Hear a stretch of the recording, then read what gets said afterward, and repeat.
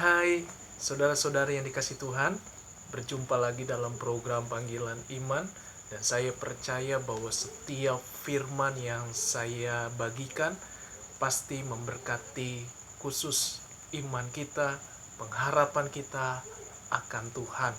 Jadi saudaraku, apapun persoalan pergumulan yang kita hadapi, jangan lupa perkatakan firman.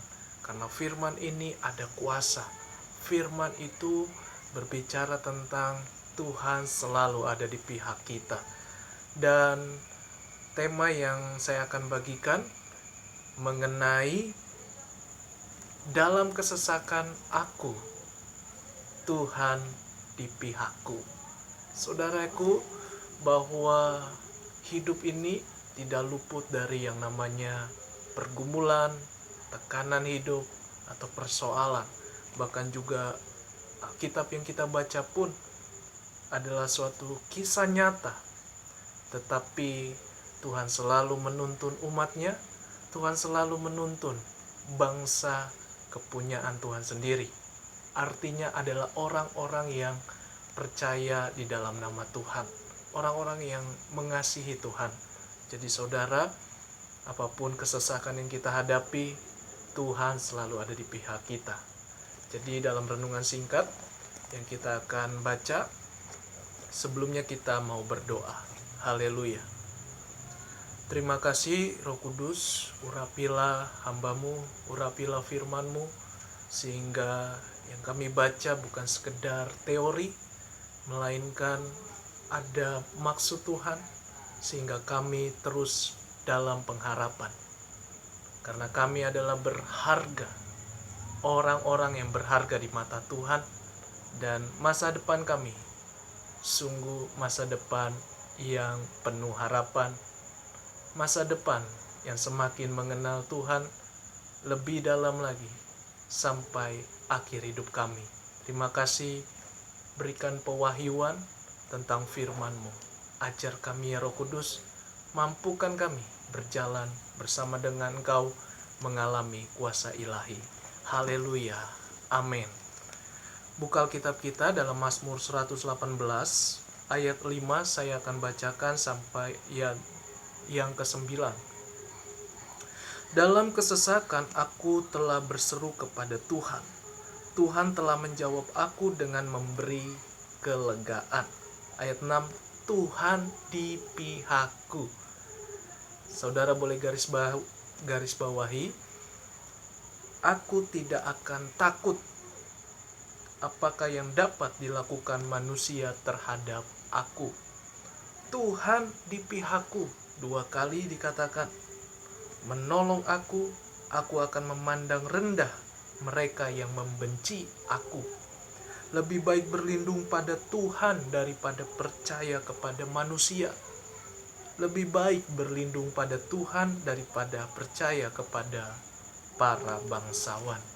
Saudara yang dikasihi Tuhan, dalam pemazmur semua mengalami yang namanya penyertaan Tuhan, kasih Tuhan. Khusus bagi bangsa Israel yang saya katakan umat Allah sendiri, di mana sejak Abraham, Musa, Tuhan sudah berjanji, aku menyertai engkau, atau Allah Immanuel, Allah yang selalu beserta dengan mereka. Ingatkah saudara waktu bangsa Israel ada dalam masa perbudakan di tanah Mesir, dan kita melihat dari kisahnya bahwa Tuhan selalu menyertai mereka, Tuhan memimpin mereka, Tuhan membela mereka. Di mana waktu itu Musa sebagai pemimpin bangsa Israel yang sudah putus asa pun, tapi Tuhan tetap menolong, menyertai. Dan inilah yang mereka alami. Dalam kesesakan pun aku berseru. Jadi saudara, mungkin kesesakan kita begitu banyak bertubi-tubi persoalan, pergumulan, tekanan hidup, mungkin dari ekonomi atau dari anak-anak, dari pekerjaan, dari sakit penyakit. Tetaplah saudara harus berseru kepada Tuhan. Bagaimana berseru kepada Tuhan? Yaitu hati kita, iman kita. Jangan sampai lupa dengan Tuhan. Jangan sampai tinggalkan Tuhan. Berseru selalu, pegang janji firman Tuhan, perkataan firman Tuhan ini. Sebab Tuhan sendiri yang akan menjawab, Tuhan sendiri yang akan membela kita, dan Tuhan selalu ada di pihak kita. Saya tidak tahu masalah apa yang kita sedang hadapi. Masalah kita boleh berbeda-beda. Persoalan, pergumulan hidup boleh berbeda-beda. Seperti bangsa Israel. 40 tahun masa perbudakan. Tapi Tuhan tetap menyertai, Tuhan tetap membawa mereka keluar menuju tanah Kanaan, menuju tanah berkat. Saudara, apapun persoalan kita, hadapi itu dan minta kekuatan dari Tuhan, dari Roh Kudus yang akan memampukan kita. Percayalah kalau Tuhan ada di pihak kita, siapa yang lawan kita? Sehingga orang-orang yang membenci kita, kita anggap rendah. Bukan karena derajat atau apanya, tetapi sifat mereka yang membenci kita, yang menghina, meremehkan, biarkan. Karena Tuhan sendiri yang membela kita. Jangan cari pembelaan manusia. Datang saja di hadapan Tuhan. Tuhan di pihak kita. Ayat ini sangat selaras dengan kitab Roma pasal 8. Saya akan bacakan ayat 31. Sebab itu apa yang akan kita katakan tentang semuanya ini? Jika Allah di pihak kita, siapakah yang akan melawan kita? Ayat 33, siapakah yang akan menggugat orang-orang pilihan Allah? Allah yang membenarkan mereka, siapakah yang akan menghukum mereka? Kalau kita ada di pihak Tuhan, tidak ada yang bisa menutup jalan Tuhan, menutup jalan berkat. Kalau Tuhan tutup, berkatnya pasti tertutup. Tapi kalau Tuhan sertai kita, pasti Tuhan sertai kita di masa kesesakan kita. Beriman, ingatlah perkataan firman Tuhan. Dalam kesesakan, aku, Tuhan di pihakku. Ayat 34, Kristus Yesus yang telah mati. Yesus saja mau mati untuk kita, menebus dosa kita, menyelamatkan kita. Hanya satu-satunya jalan keselamatan di dalam Yesus. Bahkan lebih lagi, yang telah bangkit, yang juga duduk di sebelah kanan Allah. Artinya Allah, Yesus, kembali kepada kesempurnaannya, hakikatnya, sebagai Allah, sebagai Raja, yang malah menjadi pembela kita. Siapakah yang akan memisahkan kita dari kasih Kristus? Penindasan atau kesesakan, atau penganiayaan, atau kelaparan, atau ketelanjangan, atau bahaya, atau pedang?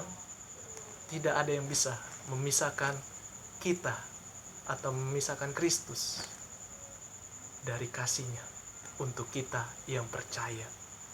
Jadi saudara yang dikasih Tuhan, Tuhan selalu ada di pihak kita, menolong kita. Mungkin dalam kekurangan uang, Tuhan tidak langsung kasih blek, tapi Dia kasih kita jalan keluar. Dia membantu kita, mempermudah dengan caranya, dengan waktunya yang tepat. Saya tidak dapat melukiskan bagaimana Tuhan bisa menolong kita, tapi Tuhan Maha tahu.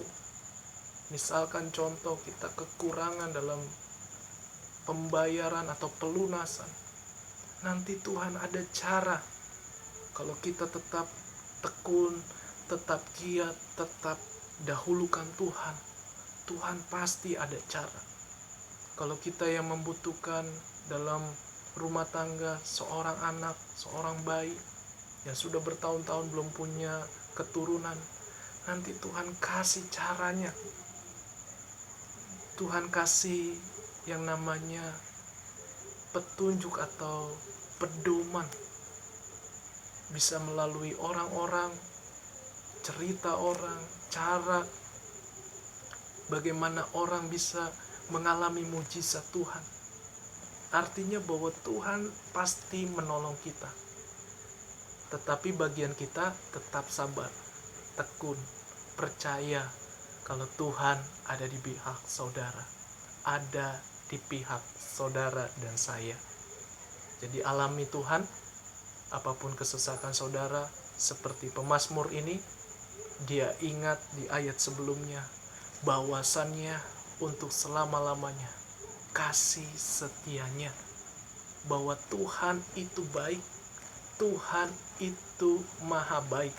Sekalipun yang terjadi dalam hidup kita kurang baik, tetapi ingat, orang benar, orang percaya tidak kekurangan sesuatu pun yang baik dari Tuhan. Minimal hati kita connect dengan Tuhan, minimal kita mengalami kasih Tuhan, minimal hati kita tenang, hati kita damai sejahtera, bisa melewati setiap pergumulan hidup. Andalkan Tuhan selalu, karena kita punya Tuhan yang hidup. Itu saja yang saya bagikan. Biarlah Roh Kudus terus berbicara untuk saudara yang membuka hati, yang percaya bahwa Tuhan sanggup membuka jalan di mana dulu Musa dibuka jalan, yaitu Laut Teberau, sehingga bangsa Israel bisa lewat. Kaum Firaun tertutup lagi laut yang terbelah menjadi dua itu. Artinya bahwa Tuhan sanggup. Bagi manusia tidak mustahil, tapi bagi Tuhan tidak ada yang mustahil. Tuhan Yesus memberkati kita semua. Selamat, kita pasti diberkati dan mengalami kasih Tuhan. Shalom.